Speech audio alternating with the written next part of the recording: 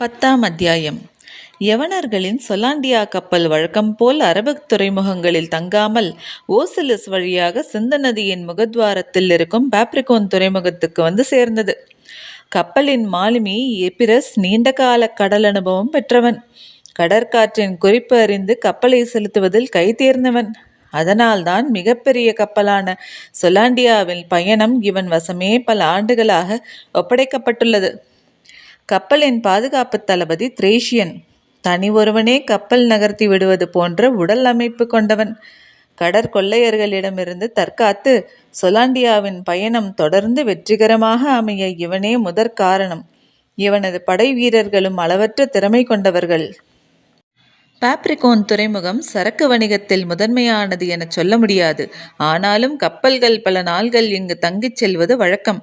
காரணம், இந்த நிலப்பரப்பின் தனித்த அடையாளமாக விளங்கும் யவன இந்திய வம்ச கலப்பால் உருவான அழகிகள்.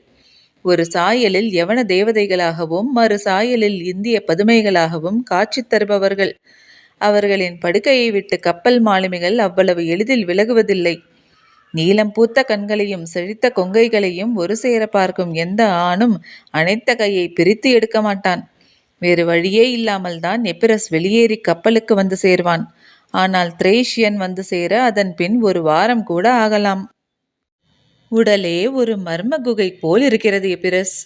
வெளிர் மஞ்சள் நிறங்கொண்ட யவன அழகிக்குள் நுழைந்து கருமஞ்சள் நிறை கொண்ட இந்திய பதுமையின் வழியே கரை சேர்ந்தேன் என சொல்லியபடி கப்பலுக்கு வருவான். அவனை கோபம் கொள்ள முடியாது.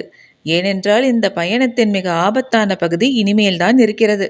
கட்ச் வளைகுடா ஆழமற்றது மட்டுமல்ல, கூர்மையான பாறைகள் நிரம்பியதும் கூட. எந்த நேரத்திலும் கப்பலின் அடிப்பாகம் நொறுங்கும் ஆபத்துண்டு. மிக கவனமாக அதை கடந்து சுபாகரா வந்து சேர வேண்டும். கரையை ஒட்டிய பயணிக்கும் இந்த போக்குவரத்துக்கு தான் துருவங்களை கடந்த வணிகத்துக்கு அச்சாணியாக இருக்கிறது. ஆனால் அவற்றின் மிக ஆபத்தான பகுதிகளான மேலிமேடுவும் மங்களகிரியும் அடுத்தடுத்து உள்ளன. இதை கடற்கொள்ளையர்களின் நாடாக யவனர்கள் குறித்து வைத்துள்ளனர். இதை கடப்பதுதான் மொத்த பயணத்திலும் மிக கடினம். இதை வெற்றிகரமாக கடந்துவிட்டால் அதன் பிறகு தீண்டிசுக்கு வந்து விடலாம். யவனர்கள் தொண்டியைத்தான் தீண்டிஸ் என அழைத்தார்கள். அவர்கள் இந்த நிலப்பரப்புக்கு சம்புத்தீவு அல்லது நாவலத்தீவு என பெயரிட்டிருந்தனர். நாவல் மரங்கள் அதிகம் இருக்கும் காரணத்தால் இந்த பெயர். இந்த நிலப்பரப்பு நாற்சதுர வடிவில் உள்ளது என்றும் இதில் 65 ஆறுகளும் 118 நாடுகளும் உள்ளன எனவும் அவர்கள் குறிப்பு எடுத்து வைத்திருந்தனர். இந்த நாற்சதுரத்தின் ஒரு முனை திரும்பும் இடமே தொண்டி.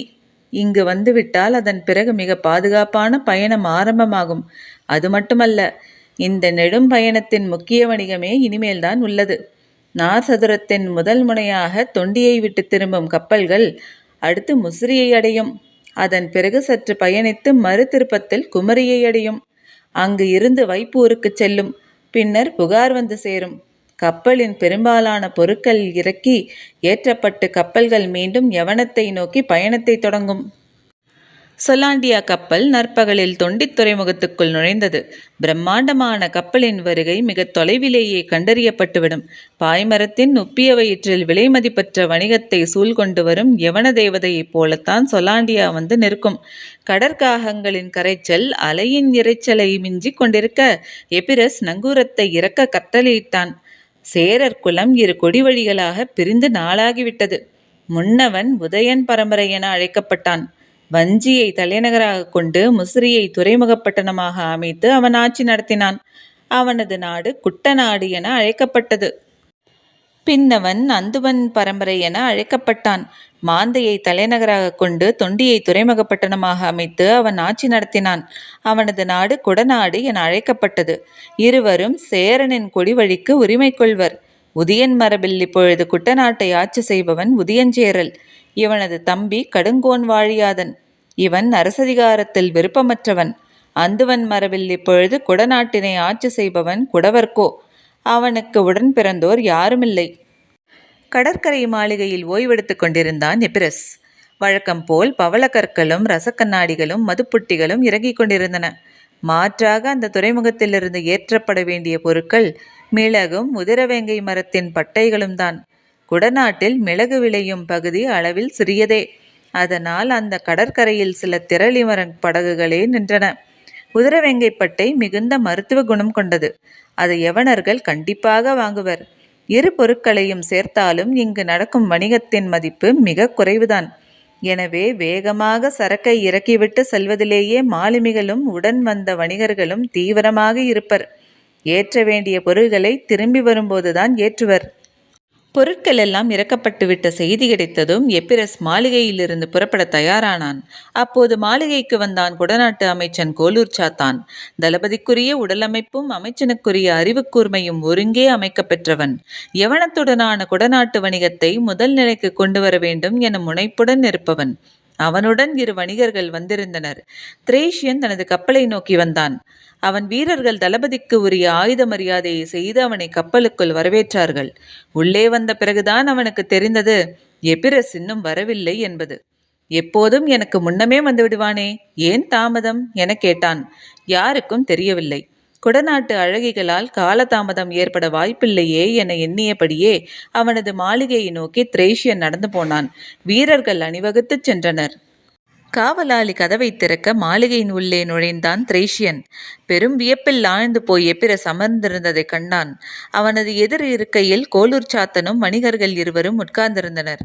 நடுவில் இருந்த பலகையின் மேல் தங்கத்தாலான வட்டத்தட்டில் கொல்லிக்காட்டு விதைகள் வைக்கப்பட்டிருந்தன.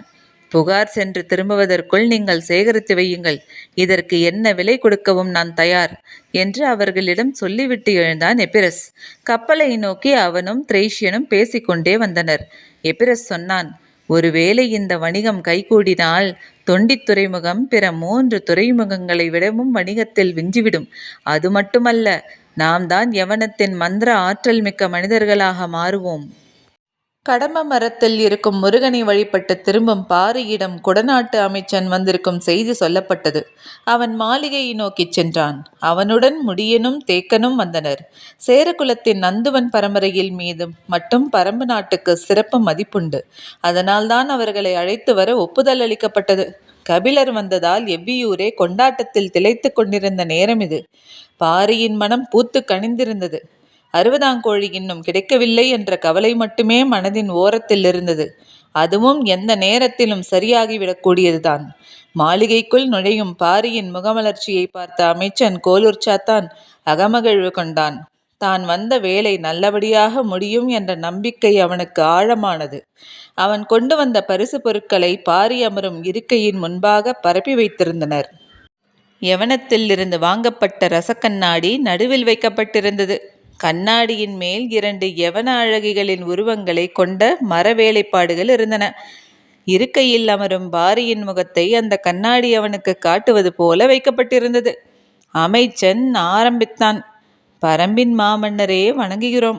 கொடநாட்டு வேந்தன் குடவர்கோவின் அன்பு பரிசை நீங்கள் ஏற்க வேண்டும் என்று முன்னால் பரப்பி வைக்கப்பட்டிருந்தவற்றை பார்த்து சொன்னான். பாரியின் உதட்டோரம் தொடங்கிய மெல்லிய சிரிப்பு முழுமை கொள்ளாமல் வேகமாக முடிந்தது. வந்ததன் நோக்கம்? காணிக்கையை ஏற்பதை பற்றி எதுவும் சொல்லாமல் பாரி கேள்விக்குள் போனது சற்றே வியப்பை ஏற்படுத்தியது. அமைச்சன் சொன்னான், குடநாட்டு வேந்தர் வணிக பேச்சு ஒன்றுக்காக என்னை அனுப்பி வைத்தார். வணிகம் இயற்கைக்கு எதிரானதே, அதை ஏன் என்னிடம் பேச வந்தீர்கள்? அமைச்சன் எச்சில் விழுங்கினான். வணிகம்தானே ஒரு அரசின் அச்சாணி. வணிகம் செழித்தால் தானே அரசு செழிக்கும். அரசு செழித்தால் தானே மக்கள் செழிப்பர். வணிகமே இல்லாததால் தான் நாங்கள் செழித்திருக்கிறோம் என்று சொன்ன பாரி சற்று இடைவெளி விட்டு சொன்னான். எந்த மன்னனின் காலடியிலும் பரம்பின் தட்டுக்கள் படிந்து வைக்கப்பட்டதில்லை என்பதை அறிவீரா? அமைச்சன் அதிர்ச்சியடைந்தான். பாரி தொடர்ந்தான். இயற்கை வழங்குகிறது, நாம் வாழ்கிறோம். இடையில் விற்கவும் வாங்கவும் நாம் யார்?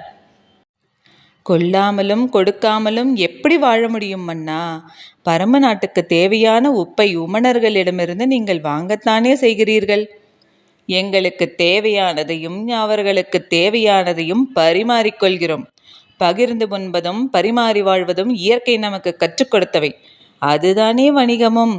இல்லை, பரிமாற்றம் என்பது தேவை சார்ந்தது. வணிகம் என்பது ஆதாயம் சார்ந்தது. ஆதாயம் மனித தன்மையற்றது, மாண்புகளை சிதைப்பது. யவன அழகிகளை எனது காலடியில் வந்து பரப்ப உங்களை தயார் செய்வது, இதனினும் கீழ்மையடைய தூண்டுவது. என சொன்ன பாரி சற்றே குரல் உயர்த்தி சொன்னார். நான் சொல்வது விளங்கவில்லையா? எனது காலடியில் யவன அழகிகளின் சிற்பத்தை பரப்புகிற உன் மன்னன் இதைவிட பெரிய ஆதாயத்துக்காக வேறொருவருடைய காலடியில் எவற்றையெல்லாம் பரப்புவான்? அமைச்சனின் நாடி நரம்புகள் ஒடுங்கின. நாட்டை ஆள்பவர்கள் நீங்கள். அமைச்சர்கள் ஆகிய நாங்கள் உங்களின் சொற்கேட்டு பணியாற்றுபவர்கள். தற்காத்து பதில் சொன்னான் அமைச்சன். நாங்கள் ஆள்பவர்கள் அல்லர், ஆளப்படுகிறவர்கள்.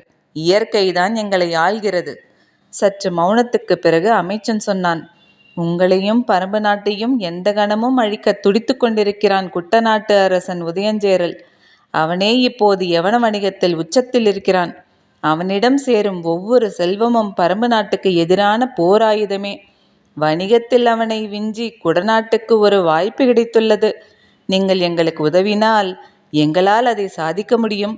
உதயஞ்சேரலை பின்னுக்கு தள்ள முடியும். நாங்கள் பரம்பின் நண்பர்கள், என்றும் உங்களுக்கு துணை நிற்போம். எங்களை நீங்கள் எதிர்க்க முடியாததனால் நண்பர்கள் என சொல்லிக்கொள்வதை ஏற்க மாட்டோம். நட்பின் பொருள் மிக ஆழமானது.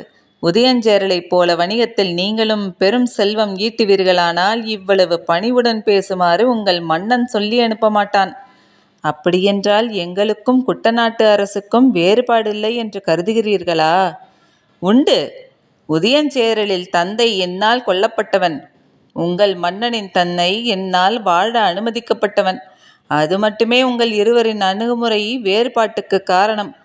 வேறு அடிப்படை காரணங்கள் இல்லை. புறப்பட வேண்டிய நேரம் வந்துவிட்டதை அமைச்சன் உணர்ந்தான். ஒன்று மட்டும் சொல்ல வேண்டும் என தோன்றுகிறது. சொல்ல அனுமதிப்பீர்களா? என்ன? உட்கார்ந்த கணத்தில் 3 முறை இந்த ரசக்கண்ணாடியை நீங்கள் பார்த்தீர்கள். உங்களை அறியாமலேயே உங்களின் கை மீசையை சரிப்படுத்தி கொண்டது. இந்த வேளையில் நீங்கள் தனித்து இருந்தால் அது உங்களை 300 முறை பார்க்க வைத்திருக்கும். உங்களின் தேவையாக அது மாறும். எது ஒன்றையும் தேவையானதாக மாற்றுவதுதான் வணிகம். வணிகத்திடம்தான் ஆசையின் திறவுகோல் உள்ளது. அதை வெல்லும் ஆற்றல் யாருக்கும் இல்லை. இதுவரை நீ எங்களை பார்த்ததில்லை. இப்போது பார்த்து விட்டாய் அல்லவா? இதை வெல்லும் ஆற்றல் கொண்டவர்கள் இருக்கிறார்கள் என உலகுக்குச் சொல். நீ போகலாம். சொல்லிவிட்டு எழுந்தான் பாரி. பாரியின் வருகையை அவன் குடும்பமே எதிர்பார்த்து காத்திருந்தது. மாளிகையின் 3ஆம் கதவு திறக்க அவன் முன் நுழைந்தான். ஆவலோடு எதிர் நின்ற அங்கவை கேட்டாள். தந்தையே, ஏன் இவ்வளவு நேரம்? வணிகம் பேச குடநாட்டு மன்னன் நாள் அனுப்பியிருந்தான்.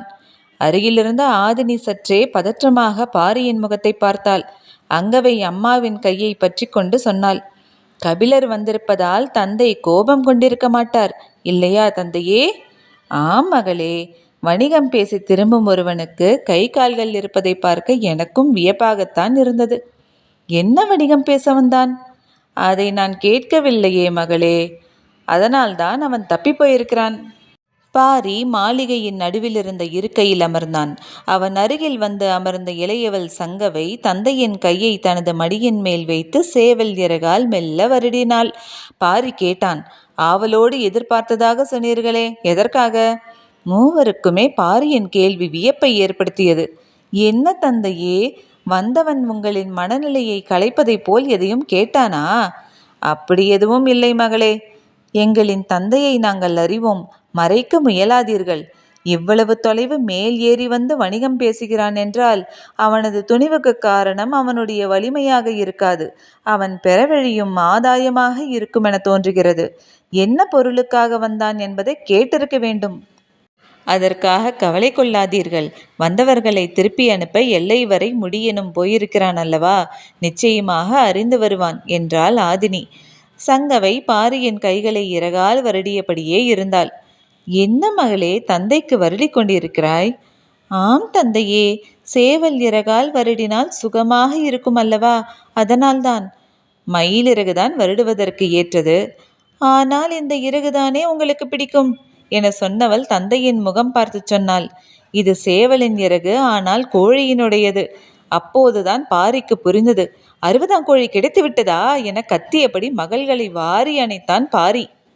எல்லையை கடக்க சிறிது தொலைவே இருந்தது. கோலூர் சாத்தான் குழுவினரும் முடியனும் பரம்பின் வீரர்கள் சிலரும் வந்து கொண்டிருந்தனர். முன்னால் செல்லும் முடியனின் இடுப்பின் ஒரு பக்கம் வாளும் மறுபக்கம் கொம்பும் தொங்கிக் கொண்டிருந்தன. அதை பார்த்தபடி வந்து கொண்டிருந்தான் கோலூர் சாத்தான். வரியீட்டி, கேடயம், சூரிவாள் என எவ்வளவோ ஆயுதங்களை உருவாக்கி பிற நாடுகள் முன்னேறிவிட்டன. இன்னும் இடுப்பில் கொம்பை கட்டி கொண்டு அலைகிற இந்த மலைவாழ் கூட்டத்துக்கு வணிகத்தின் பயனை எப்படி புரிய வைப்பது என்ற எண்ணமே கோலூர் சாத்தானின் மனதில் ஓடிக்கொண்டிருந்தது. முன்னால் போய்கொண்டிருந்த முடியன் கேட்டான், எந்த பொருளுக்காக வணிகம் பேச வந்தீர்கள்? கோலூர் சாத்தானின் முகம் மலரத் தொடங்கியது. தனக்குள் ஓடியது போலவே வணிகம் சார்ந்த எண்ணமே இவனுக்குள்ளும் ஓடியிருக்கிறது. அந்த ஆர்வத்தில்தான் கேட்கிறான். அதை ஊதி பெரிதாக்கி விடலாம். இன்றில்லாவிட்டாலும் நாளை உதவும் என எண்ணினான். உடன் வந்த வணிகனை பார்த்து கையசைத்தான். அதில் ஒருவன் தனது இடுப்பில் முடிச்சிட்டிருந்த கொல்லிக்காட்டு விதையை எடுத்து காட்டினான். அதை வாங்கிய முடியனின் கை நடுங்கியது. கண்கள் நம்ப மறுத்து அந்த விதையை கூர்ந்து பார்த்து கொண்டே இருந்தன. உயிரற்ற குரலில் கேட்டான், என்ன விலை கொடுத்திருந்தாலும் மதங்கன் இதை விற்றிருக்க மாட்டான். அவனை என்ன செய்தீர்கள்? கோலூர் சாத்தான் அசட்டு சிரிப்போடு கேட்டான், உனக்கென்ன வேண்டும் கேள். அத்திமதுவும் 60 கறியும் கபிலருக்கு விருந்தாக பட்டன.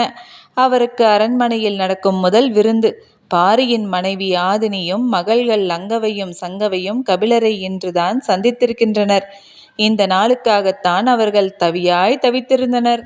அரண்மனையின் மேல்வட்ட அறையில் இரவெல்லாம் ஆட்டமும் கூத்துமாக இருந்தது. வேட்டூர் பழையனுக்கும் நீலனுக்கும் 60 கறித்துண்டு ஆளுக்கொன்று கிடைத்தது. பாரிக்குத்தான் அதுவும் இல்லை. கபிலர் சொன்னார், உன்னோடு சேர்ந்து கல்லருந்தும் நாள்தான் வாழ்வின் திருநாள் என்று நீலன் சொன்னான். பெருங்குவளை நிறைய கல்லினை ஊற்றி அதை நீலனுக்கு கொடுத்தபடி பாரி சொன்னான், உனக்கு கல் ஊற்றி கொடுக்கும் இந்த நாள்தான் என் வாழ்வின் திருநாள். நீலன் மெய்சிலிர்த்து நின்றான். தேக்கன் சொன்னார், கபிலருக்கு தோல் கொடுத்த பாரி உனக்குத்தானடா கல் கொடுத்தான்.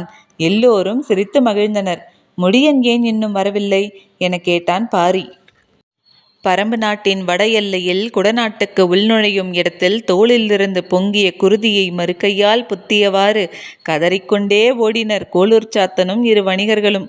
அங்கு இருந்த பனைமரத்தில் வெட்டப்பட்ட 3 கைகளையும் தொங்கவிட்டு கொண்டிருந்தான் முடியன். இத்துடன் இந்த அத்தியாயம் முடிவடைந்தது. நன்றி.